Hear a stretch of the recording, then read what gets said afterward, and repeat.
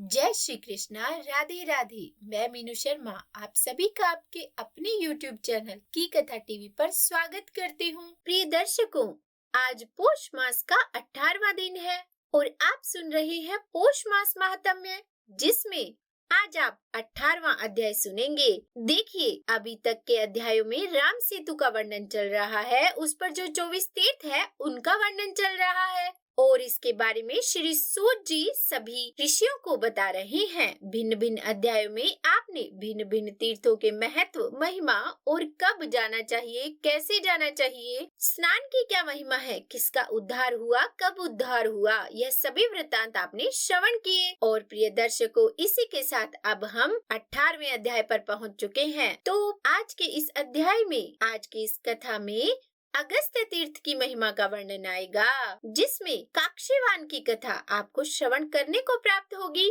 कि ये कौन थे, क्या हुआ था, कैसे इनका उद्धार हुआ और क्या महत्व है इस तीर्थ का। तो आज का यह अध्याय आरंभ करने से पहले मैं आप सबसे विनम्र निवेदन करना चाहूंगी कि यह पवित्र पौष मास महात्म्य का वीडियो है, तो इसे एक बार लाइक जरूर कर दीजिएगा और भगवान वासुदेव की कृपा पाने के लिए कमेंट बॉक्स में जय श्री हरि जरूर लिखिएगा और यदि आप चैनल पर रहे हैं तो सब्सक्राइब भी कर ही दीजिएगा। तो चलिए आज का यह अध्याय शुरू करते हैं। तो बोलिए प्रेम से गुरुदेव महाराज की जय। प्रथम पूज्य श्री गणेश भगवान की जय, विष्णु भगवान की जय। और आइए अब हम आज का वृत्तांत आरंभ करते हैं। तो देखिए, कल के अध्याय में हमने सुना कि कैसे हनुमत कुंड जो है वहां स्नान करने से किस प्रकार से मुक्ति प्राप्त होती है, उसकी महिमा क्या है, उसके बारे में हम सब ने जाना। तो अब श्री सूत जी कहते हैं कि स्वयं रुद्र द्वारा परित्यक्त हनुमान कुंड में स्नान करने के बाद तीर्थ यात्री को अत्यंत एकाग्रता और पवित्रता के साथ अगस्त्य तीर्थ की ओर प्रस्थान करना चाहिए। तो वहीं पर है अगस्त्य तीर्थ, वहां जाना चाहिए। इस तीर्थ की रचना स्वयं घड़े से जन्मे ऋषि अगस्त्य जी ने की थी। ऋषि अगस्त्य जी, जिनके बारे में माना जाता है कि उनका जन्म घड़े से हुआ था, तो उन्हीं के द्वारा इस तीर्थ की रचना की गई थी। पहले मेरु और विंध्य पर्वतों के बीच झगड़ा हुआ। उस समय विंध्य पर्वत उग आया और उसने पूरे ब्रह्मांड को ढक लिया। सभी जीव घुटन महसूस करने लगे, सांस लेने में असमर्थ हो गए। तब देवता कैलाश गए और उन्होंने भगवान शंभु को इसकी सूचना दी। उस समय भगवान शिव माँ पार्वती से विवाह करने के लिए उत्सुक थे। उन्होंने गुरु वशिष्ठ और अन्य ऋषियों को माँ पार्वती का हाथ मांगने के लिए भेजा था और फिर उन्होंने ऋषि अगस्त्य को आदेश दिया। तो श्री सूत जी कहते हैं कि उस समय की बात है जब सबसे पहले मेरु पर्वत और विंध्याचल पर्वत के बीच में झगड़ा आरंभ हुआ बड़े होने का, और उसके बाद जब विंध्य पर्वत अचानक से उगाया तो वो इतना बड़ा हो गया आकार में कि उसने पृथ्वी पर बाकी सभी जीवों को ढक लिया, जिससे उनका दम घुटने लगा। तो देवता उससे परेशान हुए और भगवान शंकर से प्रार्थना की। अब क्योंकि उस समय भगवान शंकर माता पार्वती से विवाह के लिए उतावले थे, अर्थात वे उसकी तैयारी कर रहे थे, तो उन्होंने बाकी जो सप्तऋषि हैं उनको भेजा माँ पार्वती के पिताजी के पास। अब देखिए, क्योंकि पार्वती जी के जो पिताजी हैं और माता जी हैं, उन्होंने भी तो विवाह से मना कर दिया था ना। एक समय पर जब भगवान शंकर प्रकट हुए तो माता पार्वती को आशीर्वाद दिया कि ठीक है, मैं तुम्हारा वरण करूंगा। और उसके बाद अचानक ऐसी स्थिति उत्पन्न हुई जब पार्वती जी के माता पिता इस विवाह के विरुद्ध हो गए। उन्हें लगने लगा कि शंकर के साथ उनकी पुत्री खुश नहीं रहेगी। तब भगवान शंकर ने उनको मनाने के लिए, उनको समझाने के लिए सप्त ऋषियों को उनके साथ उनके पास भेजा। यह वर्णन हमें शिव महापुराण में मिलता है। एक बार नहीं, दो बार नहीं, भगवान शंकर ने कईयों बार माता पार्वती के परिवार को मनाया था। 3 बार वो रुष्ट हो गए थे, तो तीसरी बार तो वो हालत आ गई थी कि जब बारात पहुंच गई, भगवान शंकर दरवाजे पर पहुंच गए और तब रानी मैना जो है वो कोप भवन में चली गई कि शिव जी से तो विवाह मैं अपनी पुत्री का नहीं करूंगी। ये इतने कुरूप है, इतने भूत पिशाच इनके आगे पीछे घूम रहे हैं। ये क्या पहन के आए हैं? अरे इसके साथ तो मेरी बेटी, फूल सी बेटी कैसे रहेगी? मेरी बेटी तो बालक है अभी भी, मैं उसके साथ अपनी बेटी का ब्याह नहीं होने दूंगी। वो रानी मैना इस जिद पर ही अड़ गई। फिर भगवान शंकर ने उनको मनाया। तो देखिए, भगवान शंकर के विवाह को पहला विवाह कहा जाता है और उसी विधि से सबके विवाह कराए जाते हैं। जो विवाह पद्धति है ना, वह सब निर्धारित ही वहाँ से हुई थी। जो माता पार्वती और भगवान शंकर का विवाह हुआ, जिस पद्धति से वहीं से निर्धारित होती है यह विवाह पद्धति। लेकिन जो क्रियाकलाप होते हैं विवाह में, वह भी वहीं से हो रहे हैं, क्योंकि कोई न कोई विवाह में तो रूठता ही है। कभी इसको मनाओ तो कभी उसको मनाओ, ये चलता ही रहता है। तो भगवान शंकर तो बड़ी सहनशील है। हालांकि सभी लोग उनको बड़ा उग्र कहते हैं, पर भोले शंकर तो है बड़े भोले। माता पार्वती को वचन दे दिया तो दे दिया। अब आप ही सोचिए कि एक ऐसा सन्यासी जिसका विवाह में विश्वास ही नहीं, उसने विवाह का वचन दे दिया और उसके बाद उसी कन्या के माता पिता को वे बार बार मना रहे हैं। त्रिलोकी के नाथ उनको मना रहे हैं कि ऐसा मत करो, यह विवाह होने दो। तो यह वृत्तांत तो देखिए, मैंने आपको कथा से हट के सुना दिया, क्योंकि वो घटना चक्र ही याद आ गया कि यह उस समय की घटना है। जो आप वृत्तांत सुन रहे हैं ना, ये विंध्याचल वाला, तो यह घटना भी उसी समय की है। तो तब भगवान शंकर अपने विवाह की तैयारियों में थे। उन्होंने सप्तऋषियों को उनके माता पिता को समझाने के लिए भेजा और उस विंध्य पर्वत को समझाने के लिए ऋषि अगस्त्य को बीड़ा दिया। ऋषि अगस्त्य को कहा कि जाइए और उसे रोकिए। तब घड़े से उत्पन्न उन ऋषि ने भगवान शंकर से कहा कि हे प्रभु, आपके विवाह वस्त्र और मुद्रा में आपको ना देख पाना मेरे लिए कैसे संभव है? हे भगवान, ये कैसे हो सकता है कि आप विवाह के जोड़े में हो, आपका विवाह हो रहा हो और मैं ना देख पाऊं? यह तो अनुचित हो जाएगा। मेरी कब से यह इच्छा थी, लालसा थी कि मैं आपको इस स्वरूप में देखूं। जैसे एक भक्त की इच्छा होती है भगवान को देखने की, तो उन्होंने निवेदन किया कि हे भगवान, अगर मैं वहां चला जाऊंगा तो आपका विवाह कार्य मुझसे छूट जाएगा। और इस प्रकार निवेदन किए जाने पर भगवान शंभु ने फिर से मृदुवंशु से कहा कि हे मृदुवंशी, पार्वती के साथ मैं आपको अपने विवाह के वस्त्र और आसन का दर्शन अत्यंत पुण्यमय वैधारदारण्य स्थान पर दूंगा, इसमें कोई संदेह नहीं है। इसीलिए हे महान ऋषि, शीघ्र जाकर विंध्य पर्वत को रोकिए, उसका जो विकास हो रहा है उसको रोकिए। और फिर यह सुनकर ऋषि अगस्त्य ने विंध्य पर्वत को वश में करने के लिए प्रस्थान किया। विंध्य पर्वत के पास वे पहुँचे और वहाँ पहुँचकर उन्होंने विंध्य को वश में कर लिया। मात्र अपना पैर उस पर रखते ही वह समतल भूमि के समान हो गया। वे दक्षिणी क्षेत्र को पार करते हुए गंधमादन के पास गए और गंधमादन की महिमा को जानकर उस महान ऋषि ने उनके नाम पर एक विशेष तीर्थ की वहाँ स्थापना की। तो भगवान शंकर ने जब उनको आदेश दिया तो वो पहुँचे विंध्य के पास। और अब क्योंकि ऋषि अगस्त्य साधारण तो है नहीं, जिस प्रकार से भगवान की शक्तियाँ होती है वैसे ही उस ऋषि की शक्ति थी। अब सोचिए कि भगवान शंकर ने यह दायित्व ऋषि अगस्त्य को सौंपा, तो वो कोई साधारण तो होंगे नहीं। उन्होंने विंध्य पर्वत के ऊपर केवल अपना अंगूठा रखा और वह आकार में अपने आप घट गया और समतल हो गया। और जब उसका आकार घट गया, वह समतल हो गया, तो काम पूरा जानकर वो वहाँ से वापस चले और वापस चलते हुए वे दक्षिण की ओर गंधमादन पर्वत पर पहुँचे। यानी कि गंधमादन पर्वत उनके रास्ते में आया। तो वे तो जानते ही थे गंधमादन की महिमा। गंधमादन पर्वत पर तो जाने के लिए सभी देवता सदा प्रतीक्षा करते हैं कि कब मौका मिले, कब अवसर आए कि हम वहाँ जाएं। और जैसे ही ऋषि अगस्त्य को पता चला कि यह गंधमादन पर्वत है, तो वे वहाँ पहुँचे और वहाँ पर उन्होंने एक विशेष तीर्थ की स्थापना की। और आज भी वह मृदुवंशी ऋषि लोपामुद्रा के साथ वहाँ विराजमान है। वहाँ स्नान करके जल पीने से पुनर्जन्म नहीं होता। हे प्रिय भक्तों, इस संसार में भूतकाल, वर्तमान काल और भविष्य काल के तीनों रूपों में ऐसा कोई तीर्थ नहीं है जो सांसारिक सुख और मोक्ष प्रदान करता है और उनके समान ही श्रेष्ठ भी है। इस तीर्थ में स्नान करने की शक्ति के कारण यह मनुष्य की सभी मनोकामनाएं पूरी करता है। तो ऋषि अगस्त्य ने वहाँ पर एक ऐसा तीर्थ बनाया कि उसमें जो भी स्नान करता है उसे सांसारिक सुख भी मिलता है और मोक्ष भी प्राप्त होता है। अर्थात जो हमारा अभी जीवन है, हम अगर अभी उसमें जाते हैं तो सांसारिक जो भी सुख हैं, वो इस जीवन में हमें सभी मिल जाएंगे। हमें सभी सुख सुविधाएं प्राप्त हो जाएंगी और उसके बाद जब हमारा समय आएगा तो अंत समय में हमें मोक्ष भी प्राप्त होगा, भगवान हरि का धाम भी प्राप्त होगा।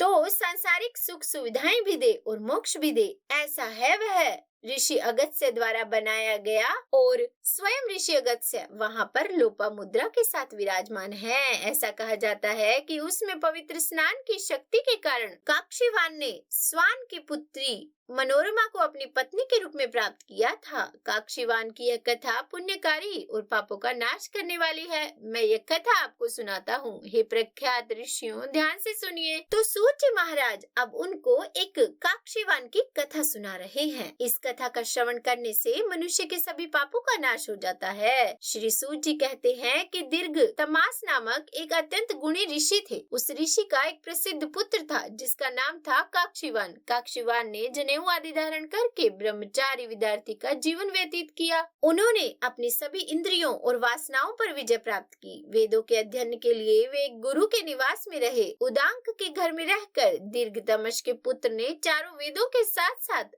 उनके सहायक विषयों 6 दर्शन शास्त्र की जो प्रणालियां हैं उनका अध्ययन किया। उन्होंने इतिहास, पुराण, उपनिषदों का भी अध्ययन किया और इस प्रकार काक्षीवान 60 वर्षों तक अपने गुरु के साथ रहे। प्रिय भक्तों, अपने धाम लौटने की इच्छा से उन्होंने गुरु को शुल्क दे दिया। ब्रह्मा को जानने वालों में श्रेष्ठ काक्षीवान ने अपने गुरु से कहा। तो 60 वर्ष तक जो काक्षीवान अपने गुरु की सेवा में रहे, उनकी सेवा करते रहे। तो तदोपरांत उन्होंने निर्णय किया कि अब वे अपने घर लौटेंगे। तो जाने से पहले उन्होंने गुरु दक्षिणा देनी थी। तो उन्होंने अपने गुरु को शुल्क दिया और इस प्रकार से अपने गुरु से कहा कि हे महान ऋषि, मैं अपने घर जा रहा हूँ, मुझे अनुमति दीजिए। हे उदांक, अपनी दया दृष्टि मुझ पर डालिए और मेरी रक्षा कीजिए। और इस प्रकार से काक्षीवान ने अनुमति ली अपने गुरु से। और तब काक्षीवान के कहने पर उनके गुरुदांग कहते हैं कि हे काक्षीवान, मैं तुम्हें अनुमति देता हूँ, तुम जाओ अपने घर। मैं तुम्हें तुम्हारे विवाह का उपाय बताता हूँ। सुनो,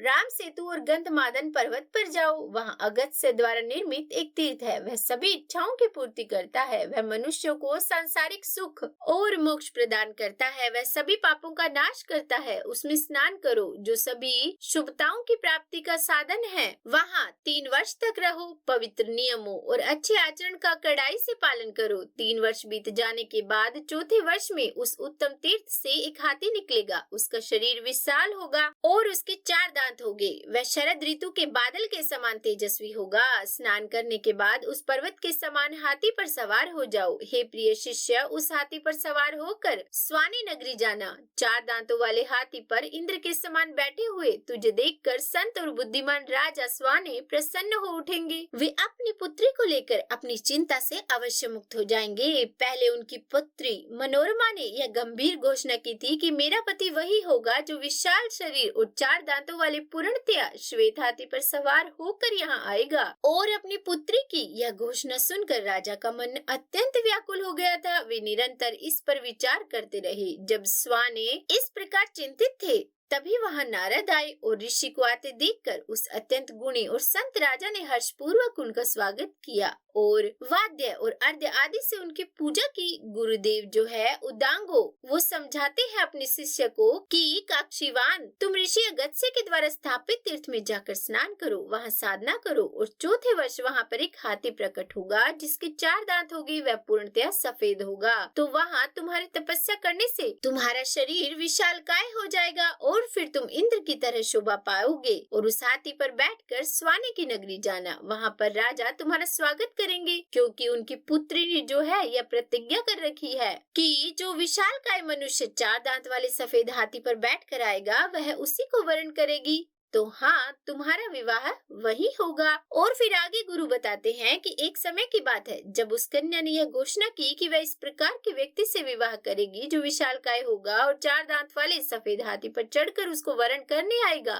तो इसको सुनकर राजा बड़े चिंतित हो गए, क्योंकि 4 दांत वाला हाथी मिलना साधारण काम तो है नहीं। तभी वहाँ पर देव ऋषि नारद का आगमन हुआ और तब राजा ने नारद जी का पूर्ण विधि विधान से पूजन किया। नारद जी का पूजन करके राजा ने अपनी परेशानी उनसे कही। राजा ने कहा कि हे देव ऋषि, मेरी पुत्री ने यह प्रतिज्ञा की है कि मेरा पति वही होगा जो विशाल शरीर वाला होगा और 4 दांतों वाले हाथी पर सवार होकर आएगा और वह हाथी भी पूर्णतः सफेद रंग का होना चाहिए। विशाल शरीर वाले पूरे शरीर से सफेद रंग का 4 दांतों वाला हाथी इंद्र के निवास में मौजूद हो सकता है, लेकिन इस पृथ्वी पर नहीं है। तो राजा की चिंता का कारण भी यही है कि ऐसा हाथी पृथ्वी पर तो है नहीं और इंद्र यहाँ वर्ण करने आएंगे नहीं। तो राजा कहते हैं कि हे देव ऋषि नारद, नादानी में मेरी लड़की ने यह घोषणा तो कर दी, पर उसकी यह प्रतिज्ञा मुझे लगातार चिंतित कर रही है। हे नारद जी, मैं इस प्रतिज्ञा से बड़ा चिंतित हूँ। निसंदेह अविवाहित पुत्री सदा अपने पिता के दुख का कारण बनती है। तो राजा ने इस प्रकार से जब नारद जी से अपनी चिंता प्रकट की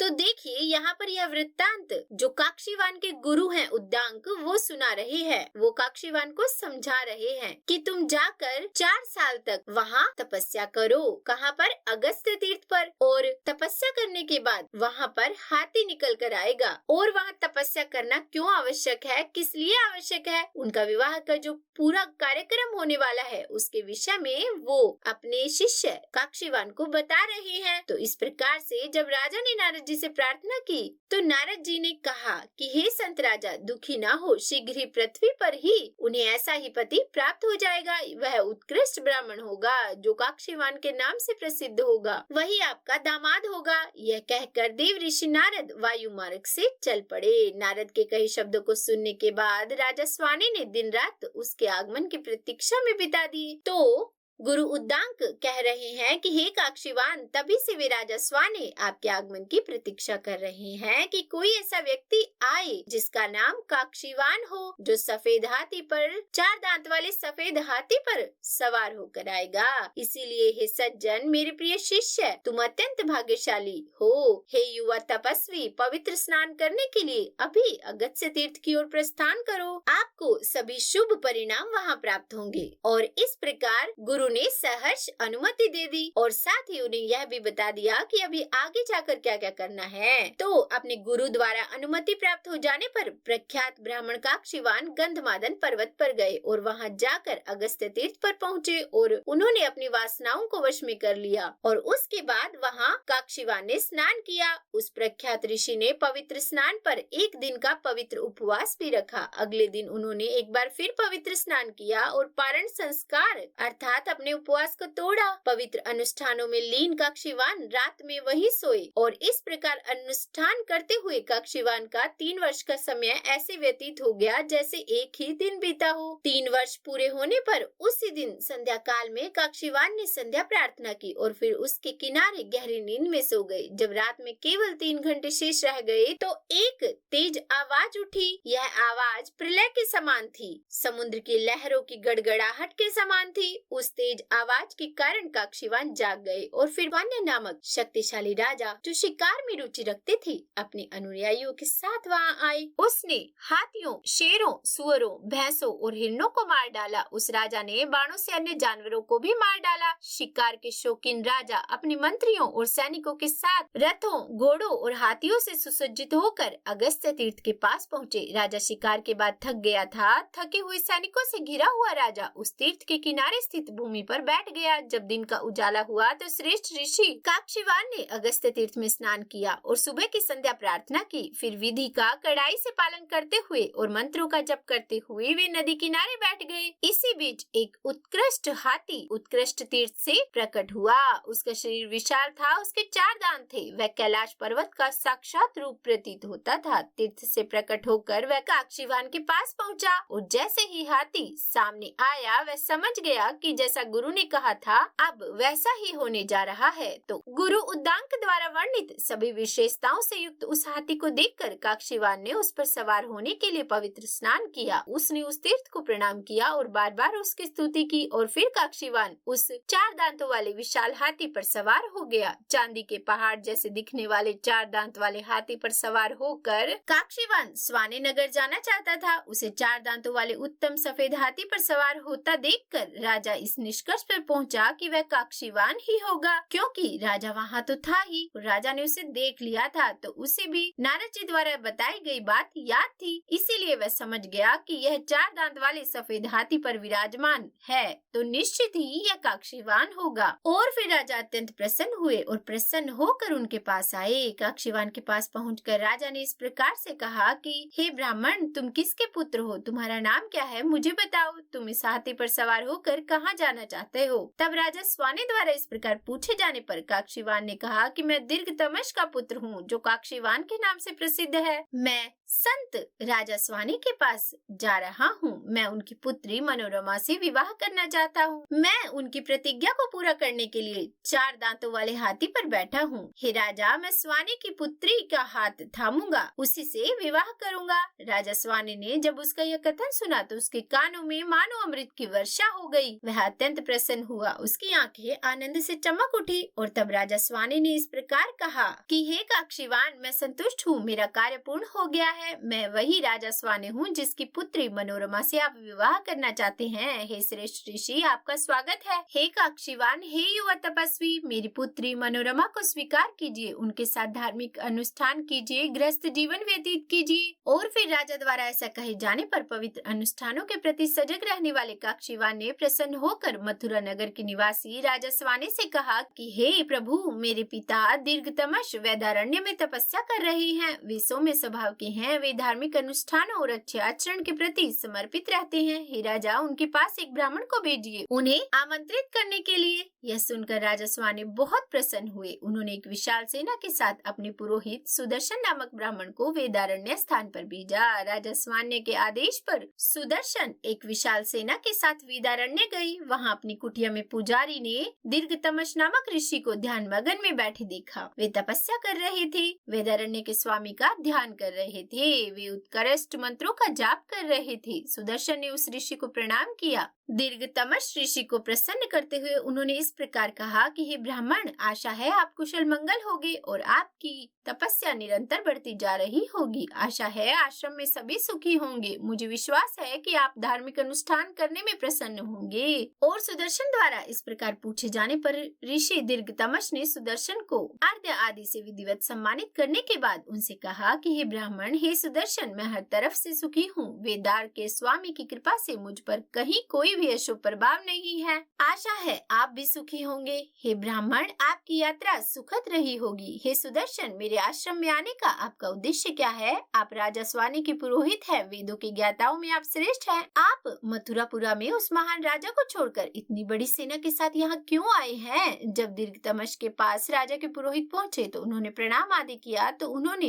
दीर्घतमश, जो काक्षीवान के पिता है, तो उन्होंने जब दीर्घतमश के पास राजा के पुरोहित पहुँचे तो राजा के पुरोहित से आने का कारण पूछा। तब सुदर्शन ने कहा कि हे ब्राह्मण, आपकी कृपा से मैं हर तरह से सुखी हूँ। परम पूज्य राजा स्वामी आपके समक्ष नतमस्तक होकर मेरे माध्यम से ये विनम्र शब्द कह रहे हैं, इन्हें सुनिए। कहते हैं कि प्रभु, सब कुशल मंगल है। और हे ब्राह्मण, आपका पुत्र काक्षीवान इस समय गंधमादन पर्वत पर उपस्थित है। वह अगस्त्य के तीर्थ में पवित्र स्नान कर रहा है। मुझे पता चला है कि उनके यह गुण सर्वोच्च कोटि के हैं। सुंदर रूप, तपस्या की शक्ति, पवित्र अनुष्ठान, वेदों के निर्देशों के रूप, अच्छा आचरण, वेदों और शास्त्रों पर महारत और कुलीन कुल में जन्म। हे ऋषि, मैं अपनी पुत्री का विवाह आपके पुत्र से करना चाहता हूँ। हे ऋषियों, मैं श्रेष्ठ शिकार में तल्लीन, मैं गंधमादन पर्वत पर आया हूँ। मैं अब आपके पुत्र के निकट निवास करता हूँ। हे श्रेष्ठ ऋषि, आपका पुत्र काक्षीवान कहता है कि वह अपने पिता की सहमति के बिना मेरी पुत्री से विवाह नहीं करेगा। मैंने सुदर्शन को अपनी सेना सहित आपके समक्ष भेजा है। कृपया मुझे आशीर्वाद दें कि मैं अपनी पुत्री को